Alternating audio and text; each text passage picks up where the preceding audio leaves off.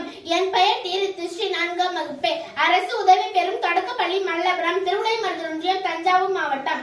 வேடன் ஆகிய நான் ஒரு நாள் காட்டில் வேட்டையாடிய களைப்பில் அயர்ந்து தூங்கிக் கொண்டிருந்தேன்.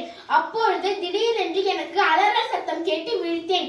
என் எதிரே ஒருவர் அலறிக் கொண்டிருந்தார். அவர் திடீரென்று என்னை பார்த்து, என் மனைவியை நீ கொன்று விட்டாய் என்று அலறினார். எனக்கு ஒன்றுமே புரியவில்லை. நான் செய்வது அறியாது விழித்தேன். மீண்டும் அவர் என் மனைவியை ஏன் கொன்றாய் என்று கத்தினார். ஐயா, நான் உங்கள் மனைவியை கொல்லவில்லை. ஏன் நான் கொன்றேன் என்று எதை வைத்து சொல்கிறீர்கள்? இல்லை, நீதான் அம்பு எய்து என் மனைவியை கொன்றிருக்கிறாய் என்று அவர் கூற, நான் அங்கு பார்த்தால் அந்த பெண்மணி மேல் அம்பு பாய்ந்து இறந்து கிடந்தார். நான் உங்கள் மனைவியை கொல்லவில்லை, அம்பு எய்தியும் கொல்லவில்லை என்று கூறுவதை அவர் நம்பவில்லை. உடனே அந்த நாட்டின் அரசரான நீதி நேர்மையை தவறாத நீதி நேர்மையை தன் உயிருக்கு மேலாக நினைக்கும் ராஜவர்மனிடம் அழைத்து செல்லப்பட்டேன். அரசர் என்னை விசாரித்தார். ஏன் அவர் மனைவியை கொன்றார் என்று அரசர் கேட்க, அரசரே, நான் அவர் மனைவியை கொல்லவில்லை. நான் அப்போது தூங்கிக் கொண்டிருந்தேன். எனக்கு ஒன்றுமே தெரியாது. மீண்டும் அரசர் என்னை பார்த்து, வேறு ஏதாவது விலங்கின் மேல் பாய்ந்த அம்பு இந்த பெண்மணியின் மேல் பட்டு விட்டதா? அதை நீ மறைக்கிறாயா? அரசரே, கண்டிப்பாக அவர் மனைவியை நான் கொல்லவில்லை. அப்போது எந்த அம்பையும் எய்தவில்லை.